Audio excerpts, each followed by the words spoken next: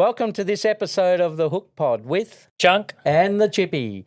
And today we are going to be talking to Ryan Bradley. He's a Albany local from Western Australia, and he has been fishing on the south coast his whole life. Welcome, Ryan. Thanks for coming in and talking to us on the pod today. Thanks, Chunk. Thanks, Chippy. Thanks for having me. It's a pleasure to be here. Thanks for coming, Ryan. Give us a bit of info about your life here in Albany. Were you born here in Albany? I was born in Albany, yeah, as an infant. Most people are born. as an infant. Didn't come out as a man-child. No, unfortunately. So tell me the first time you threw a line in the water. Oh, far out. I must have been about 5 or 6, like most kids, you know, out with the mum and dad doing something. And it What was the first fish you caught? was a flathead, actually. Flathead? I remember it well. Frenchman's Bay, right in the corner there. Oh, yep. Plenty of flatties there, I'd reckon. Yeah, I reckon so. That's my favourite flatty hole. On the bait? On a bit of bait, yes, Yep. yes. I don't think we had many lures back then, back in the 80s. Give us an insight into how you got into fishing, professionally, I should say. Professionally, okay. So Dad was a fisherman. I can remember going down and seeing him at the local jetty, Emmy Point. He was catching tuna at the time, back in the 80s. Yeah, there's a few did, Quite a big tuna fleet back then. And I can remember going down there vividly as a kid, going on the boat, smelling the diesel. You know, it just sort of Got you ignited. excited, It got me excited, ignited Yep. my imagination. as young kids do when Yeah, their parents are that's doing stuff like that, Yeah, that was probably a kickstart. It just sort of flowed on from there. And what did you do as a youngster after you left school? So basically, after year 10, I was living with my dad at the time, and he said, well, they've got to stay at school or get a job. And I thought, well, I bloody hate school. So what? Join I the hate this club. place. So that was wanna the get out go of back here. then. When you got to year 10, you could go and get an apprenticeship or you could go and get something else. And a lot of kids just said, yeah, I've had enough of this. Let's go and do something. Yeah, well, that's right. Yeah. I did some work experience. Well, I helped a guy out who owned a boat, and Yep. the rest is history. And there would have been a lot of people down here with boats, of course. There's a much bigger fleet back then. There's a bit going on, you know, shark fishing, Yep. big sardine fleet, you know, the craze, tuna longlining came later. Yep. There's a lot going on. To get your like certificates to be able to get on a boat, was that hard back then? You didn't need any. Nothing. Step on board, yep, Yep. And the skipper just trained you up over time. basically. Didn't have to know anyone? Or Not just- really. Just walk down to the docks and get someone? Pretty much. It was a pretty cowboy sort of operation back then, you know. And what was the like the amount of the fleet, I suppose, compared to these days? Was it like hundreds of boats down here back in the day? And I wouldn't say hundreds. there was a lot of different fishing going on There was, compared to now. Yep. Yep. There's a bit more. A few of the same industries are still here at a diminished capacity. So, you know, there was shark fishing. Sardines are still going. Yeah, Yep. that's right.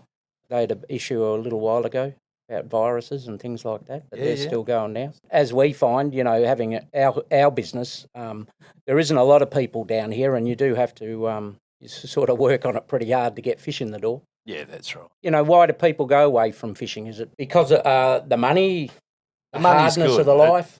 There's easier things to do nowadays, and it is a hard way to make a dollar. So you have to be a very passionate person and enjoy what you do to be a fisherman on the South Coast. A lot of people come and try. A lot of people come from interstate, around the state, think, oh, Albany, go down there and make our fortune fishing. Beautiful place, but Yeah, then it's rugged out there. That's right. Then winter comes along and everyone runs Yeah. away. Yeah. You go around Bald Head and you go, I'm going home. Yeah, that's right. Yeah. Even us guys as Rex, you know, going out there, it's different. Well, my son says, you know, after working with a few blokes down here, he said, Dad, it's just completely different up north. You know, you go up on the west coast and that, and the water's flat most of the time, but down here, the Southern Ocean's completely different, isn't it? Yeah, that's right. And you know, the West Coast is pretty straight up and down. You come down here, we've got lots of little nooks and crannies. You can get into bays, estuaries, you know. Sensational. It's a great spot, yeah. Yeah. Don't tell everyone. Shh. Yeah. They'll all want to come here. We are telling everyone. Just keep telling them there's sharks down here. There's lots of sharks, Yeah, big good. ones. That's all right. Yeah, but that's only if you get in the water or I have a very small boat. Makes the fishing and diving better. That guy who was in his kayak out here that day and he's trying to contact the whale boat saying, mate, I got a big fin right alongside me I kayak. remember that. here." Yeah, I know. I thought, well, I don't want to be in a kayak out there. That's not good. I mean, you go out in a small boat, don't you? How big's your boat? 4.5 metres. Yeah, four and... Got a good size one in it the other day. Yeah. Oh, not the other day, well, a You've little got while one ago. of those ones that don't sink, though. What are they called? A polycraft. Polycraft. But Yeah, all they're- commercial vessels under 7 metres need to have the level flotation standard. Yep. So basically, they're your life raft. Yeah. It's full of water, Ah, full of gear. They can't sink. really? Really? Yeah, that's fantastic. Yeah. So many rules, so many regulations. About the regulations, over the years, I mean, you've been doing it for 30 odd years or something. Has it got a lot more regulated, the fishing side of things, or is it mainly quotas and things like that have It's changed? extremely regulated. So, Yep. and there's multiple tiers of regulation too. You got everyone from Department of Transport to people to fisheries. Yep. Federal government. It's just layer upon layer of regulations for us guys. Yep. It is. And does that make it expensive? It does. Yeah, yeah. Very expensive. Yeah, because you've now got to have, what is it, VMS to do different types of fishing, and that's expensive to put on your boat. For those that don't know, VMS, that's a vessel monitoring system. So the government knows where we are at all times. Yep. Certain fisheries need that. Yep. Just another tier of management that they use to make sure everyone's doing the right thing. Yeah, and they're going to be using that more and more when it comes to marine parks and sanctuaries and things like that as well. Yeah. Make sure that we're fishing in the right waters. You done much up north fishing? Or? Not a lot, no. I've worked up there in oil and gas for a few years, so I know what it's like up there. It's hot, but not a lot of fishing up there. So what do you do now, Ryan? You bring fish to us only on a part-time basis. You've got a licence to go, is it estuary fishing that you've got now? Yeah, I've got an estuary licence, nearshore netting. Yep. I do a bit of squid fishing. Yep. I can do line fishing, trolling. And what did you do in the past? When I first met you about 9 years ago, you were doing a bit of shark fishing. So when did all that start for you? I started shark fishing, like I said, straight out of school at the age of 15. Yep. Pretty much continued through till about the age of 30. Wow. So that was your only sort of income back then? We did a lot of other things in amongst the shark fishing. So we used to do tuna surveys, tagging tuna, tagging sharks, lots of different stuff. And that was mainly netting for sharks? Yeah, correct. Like I said, it's getting difficult to get fish, but and a lot of it's, exported over the other side of Australia and things like that. So just for little guys like us trying to get fish, it hasn't been that easy. What I did want to ask you was about your experiences out on the water. Have you had any close misses with anything out there, boats, sharks? And What's been the wildest? The wildest. Wildest experience? The weather? The weather, yeah. I've been stuck in some weather a few times. I think, am I going to get out of this alive? But one experience that comes to mind is we were tagging tuna down past Chains Beach one year, and we decided to hole up behind Haul Off Rock, a little island off the coast there between Chains Beach and Cape Rich. And there was a guy on board, David Riggs. And he sort of pioneered the orcas down in Bremer Bay. Yeah, I've met him. Yeah, he's a good guy. Yeah. And he was on board, and there was a seal colony over on the island, right, with this little sort of 10-foot dinghy, little aluminium thing. Said, Ryan, let's go and film the seals. Yep. Like, yeah, whatever, Dale. I'll row you over there, little rowboat, He's got a pole cam. So row over there, and he's got his camera in the water. Oh, seals are jumping all over the place. He's getting some great footage. Rowboat seals. Yeah, I know. It's not ideal. Anyway. No orcas nearby. No, not in that close, but it was pretty uneventful. And we rowed back to the mothership, the Quadrant, the boat we were on, and tied the tinny up and sort of hung it off the back, and got on board, started walking up the deck, and we could hear something. It sounded like someone was crushing aluminium cans. And we've turned around, and there's a giant mako. The thing was huge, way bigger than the tinny, and it had its head out of the water and was biting the side of the dinghy that we just got out of. Yeah, no, that's what we were saying. No, whoa. Hey, I seen a movie about that many, many years ago. Yeah. Oh, yeah, it's nearly popped out of our heads. Yeah. So it was a big boy, yeah. Richard Dreyfuss jumped out of the water, got back on his boat after filming. Crazy bloody We're going to things need a they bigger are. boat. Boom, boom, Yeah. boom, boom, boom, boom. Yeah, that's However what our heart it was goes. doing. I know, it's wild out on that water. We go up north, to Coral Bay and that. When you go out, you steam out 2 hours. Yeah. The things that you see out there is just incredible. Incredible. Isn't it? I mean, I haven't been on the water that much compared to people like you, but every day you go out there, it's incredible what you see out there, isn't it?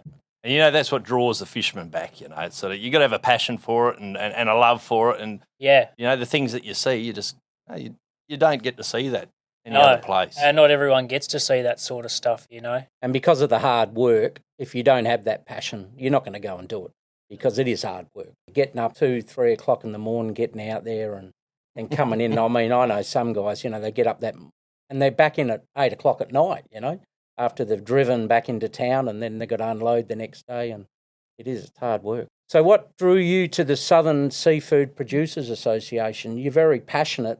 You're only fishing part-time now, but you certainly got a passion for, professional fishing down here. Yeah, well, it's something that we need in my eyes. That the Southern Seafood Producers Association is sort of a bit of an avenue that all the fishermen can sort of go through to get their voice heard.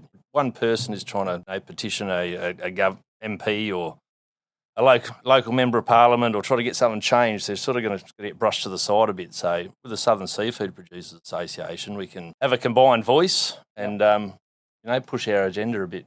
Yep. We certainly need more people fishing and, more fish coming out of the ocean. We still import 70% of our seafood. Yeah, that's right. It's a great renewable resource out there. Yeah. Managed correctly, which it is. Yep, and we need more people to come here. That leads us on to this marine parks, and obviously you guys talk about this all the time, about having as much ground out there as you can to actually get your fish. And, the more and more it's cut down, the more problems we're going to have for people like ourselves in retail trying to get enough stock to sell to people. And so the last thing we want to do is bring more stuff in from overseas, bring it into Australia, and then having to stick it in the freezer. Buying fish off you guys and then putting it on the plate straight away. It's the way it should be done. Yeah. So, and what are your thoughts on the marine park, which I think is coming out in 26? I was reading about it the other day, and it's a 1,000-kilometre stretch. They say that, only 25% of the marine park is going to be sanctuary. So there's still going to be a lot of room in those marine parks to do the things that we want to do, wreck fishing and going and using the water. But when it comes down to the seafood producers out there, what are your thoughts on how that's going to be damaging to our stock? It's going to shut down a few industries. Growing octopus fishery down there through the archipelago. So we get there. We get octopus from down there. Yep. Yeah, great product. Low impact. It doesn't damage anything. They're just catching octopus. No bycatch. They're not hurting anyone down there except unless you're an octopus. There's a lot of other things down there. There's already sea line closures for the gill netting guys. There's already other marine parks already out there. So it's kind of like a death from 1,000 cuts. They're just sort of increasing. It's just getting smaller and smaller, the puddle we can fish in, and it just defers the pressure into other areas too. Yeah. So, which only means you're going to nuke that area, so to speak. There's going to be no... That's right. You could spread it over a vast area and... The puddle's shrinking. The same amount of boats in a smaller pond. Yeah. To be fair, we're not against marine parks and conservation. We want to be able to fish for the, into the future and have stocks there. Yep. But we are one of the most well-managed fisheries in the world. Yep. I agree. You got to fish for the future and all that, but there's smarter ways to do it. Yeah, well, that's an interesting thing that's happening at the moment down here, and obviously there's a lot of people who it is going to affect, and we're a bit worried ourselves. We've had other things happen down here recently as well on the south coast in Albany, in Western Australia. That was also the desal plant that's just got canned. And I remember talking to you not long ago about that and, putting effluent out into our beautiful ocean close by here. And we've got a lot of oysters out in... what a bloody debacle, eh? Out in the Sound. We've got oysters out there. We got... Just pump it out in front of the hatchery. That won't bother anyone. No, not at all. I know people who are crabbing out there, and, we would hate to think that our pristine water out in front, in King George Sound here would ever have anything pumped into it that would affect any of those species and that out there. And you know what? Unless the locals stand up to things like this, people will just... Yeah, they'll just go ahead. They'll just go ahead and do it. So, you really got to take ownership of your patch and stand up and be counted when you have to. I've only been down here for 9 years in Albany, and we notice all the time how passionate the people are for the patch down here in Albany, and we're just starting to find that ourselves because we love it down here, and, we'd hate it to change too much, and it's a fantastic place to live. When we just go out wreck fishing ourselves, so many fantastic species out there. Don't have to go very far away. No. To be able to keep that all the time for, professional fishermen and recreational fishermen is just sensational, because we should all be eating fresh seafood out of the ocean. That's it's right. So good for our health. Do you think that you'll ever get back into fishing like full time? You're still only a young fella. Young at 43, yeah. I feel old, but does that to you. That's standing on a boat. Yeah. No, I'd like to. I'd like to, but I've got small kids and a mortgage and all the rest of it. So, I still fish 2 or 3 days a week, but I've got a regular job that sort of fits in with that as well, just to make sure I've got a regular income. Yeah. Because as you know, weather permitting, and yeah. And that's why I love talking to you, because you've always been passionate and you always bring in some fantastic fish for us, like the King George whiting that we get out of King George Sound. I mean, you can't beat that. No. There's, I've travelled to Tassie the last couple of years. I've travelled up north, over east, and try and find the quality of that fish, which people actually want to fillet and put on your plate, is very, very hard. For us to be able to have that right out the front here in the water, and you catch it that morning and bring it into us and we put it on the plate, and even flathead fish like that. It's just incredible just to have that, and we would hate to lose that at any time. And hopefully you will get back into it full time so I get some more King George, which is, one of the best fish I've ever eaten. And like you say, just having it right there on your doorstep, caught in the morning, in the shop in the Arvo. That's how you win awards, quality seafood. Well, that was one of the reasons that drew us to Albany, because when I used to go to the fish market up in Perth, you'd see a lot of the names of the fishermen down here, and I thought, wow, there's a lot of fishermen down that way. We always knew that if we came down here, I would be able to buy direct from the fishermen. Where up in Perth, it's a bit limited because a lot of stuff gets sold. Down here, you can actually deal with the fishermen. That's what I've enjoyed so much. Fantastic. Any more funny experiences you've had out there? Come on. Not many funny ones, a few serious ones. I don't know. What are the plenty of you haven't cut your arm off or anything disasters like happen out there. Oh, boats. A lot of them aren't funny. A friend of mine who was down fishing down near Cape Rich somewhere, and in a smaller boat, commercial fishing, there was quite a large whale hanging around, juvenile, I suspect, juvenile male, and it sort of thought he might be intruding on his territory. And they were just doing their thing, and next thing they know, they're spinning like a top across the surface and come up and give him a whack with its tail. Oh. Send him flying. Really? Yeah, that was only a couple of years ago. Oh. Yeah.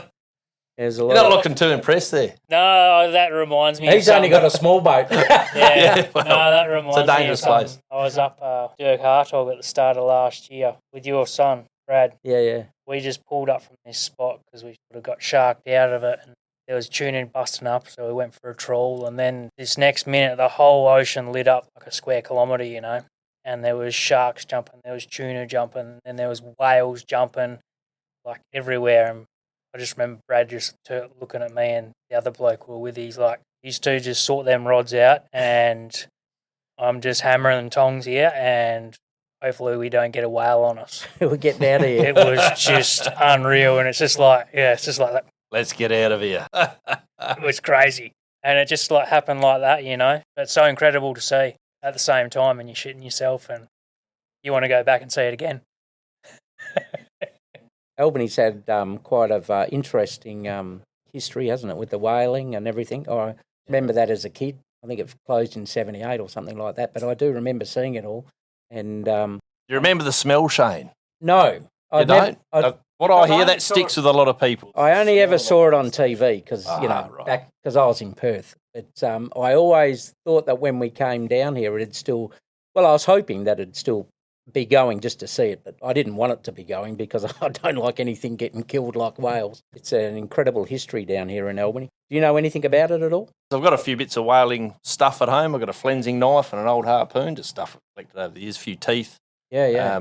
Gary Tonkin, he's a scrimshaw guy, lives in Albany. Yep. Done scrimshaw for the Queen, I believe. Yeah, right. The best scrimshawers in the world. Those that don't know what scrimshaw is, it's drawing on whale's teeth. Yeah.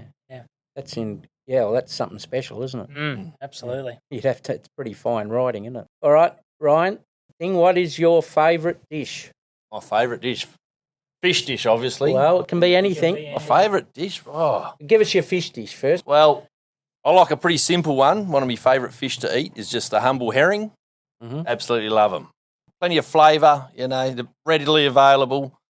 I've got the choice of most of the fish in the sea down here that, I could put on my plate. But I love a good herring. Scale him, take his guts out, skin on. You can leave the head on if you want, even leave the guts in if you really want. A nice hot frying pan with a bit of butter in there, and just fry them up nice and crispy and straight off the bone, mate. Can't get any better. Very underrated fish. Yep, I agree.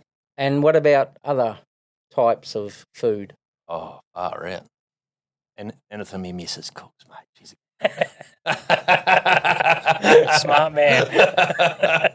Get a few brownie points while I can. Very good. That's fantastic. Thanks, Ryan. Thanks for being on the pod, and happy fishing, and happy fishing more so that we Yes. can get some more fish. Thanks for coming in and talking to us, talking to all the lovely people out there. Thanks again. I'll see you next time. See you when you bring some fish. Thank you.